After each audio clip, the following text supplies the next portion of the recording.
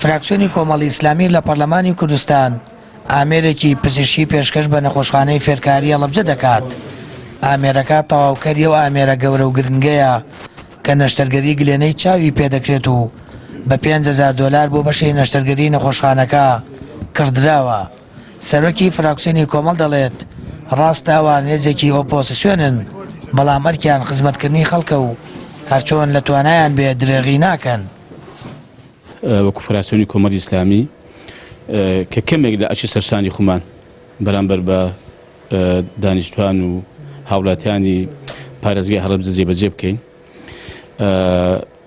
ئەوەش بەڕاستی ئەوە ئێمە لەم ڕۆلێکی دەدەینەوە کە ڕاست ئێمە ئۆپۆزیسیۆن، بەڵام هەمیشە گوتمانێ ئێمە ئۆپۆزیسیۆنێکی دڵسۆز و ئیزاوی دەبین بۆ خەڵک و کۆمەلگای خۆمان. ئەم کۆمەلگای ئێمە هەر شتێکی پێویست بێ و هەر کارێکی هەبێ بە ئێمە جێبەجێ بکرێ، ئێمە بە ئەرچی سەرشانمان دەزانین جێبەجێ بکەین و هاوکاری هاوڵاتیان و خەڵکی خۆمان بکەین بەگشتی. بەڕێوەبەری گشتی تەندروستی هەڵەبجە وێڕای سوپاسی فراکسیۆنی کۆمەڵ بۆ دابینکردنیەوە ئامێرە پزیشکیە بە گرنگیەوە باز لە ئامێرەکە دەکات و دەڵێت ئەو ئامێرە لە ئێستادا پێویستێکی هەنووکەیە بۆ نەخۆشخانەکەیان و بە تایبەت بۆ بەشی نەشتەرگەری.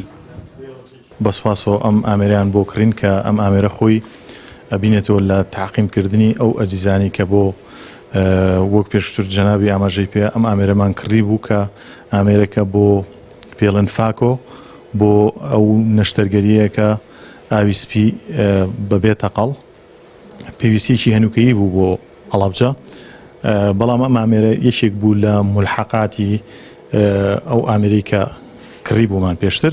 گرنگی ئەم ئامێرە هەرەوەیە بۆ سەرپێخستنی ئەو ئامێرە کە پێشووتر کڕیمانە. بەسپاسەوە بڕی 5,000 دۆلاریان پێیەوە، سوپاسیانەکەین. ئێمە وەکو بەڕێبەراتی گشتی تەندروستی هەڵەبجە ئینشاءڵڵا ئەو ئەرکەی کە جەنابیان کێشایان شوێنی خۆی ئەگرێت و من دڵنیایی ژێمە هاوڵاتیانی هەڵەبجە کە ئەو کەسانی کە پێویستیان بەو نەشتەرگەریە چیدی پێویست ناکا بچنە نەخۆشخانە پرایڤەتەکان یاخود تایبەتەکانی سلێمانی، لێرە خۆمان لەگەڵ هاوکارانمان بۆیان جێبەجێەکەین و ئەو نەشتەرگەریان بۆکەین. فراکسیۆنی کۆمەڵ لە پەرلەمانی کوردستان ڕای دەگەێنن ئەوەی لە توانایان بێت لە خزمەتکردنی خەڵک جێبەجێ دەکەن. لە چەند ڕۆژی ڕابردوودا فراکسیۆنەکانی وەڕۆخوانێکی بۆ زیاتر لە 200 خاوەن پێداویستی تایبەت لە سلێمانی ساز کرد و سەردانی کەمپی بەردەڕەشیان کرد کە بە یەکێک لە گەورەترین کەمپەکان هێرێم دادەنرێت و کۆمەک و هاوکاریان بە دانیشتوانی کەمپەکە گەیاند. سامان فەتاح، کەناڵی ئاسمانی پەیام، هەڵەبجە.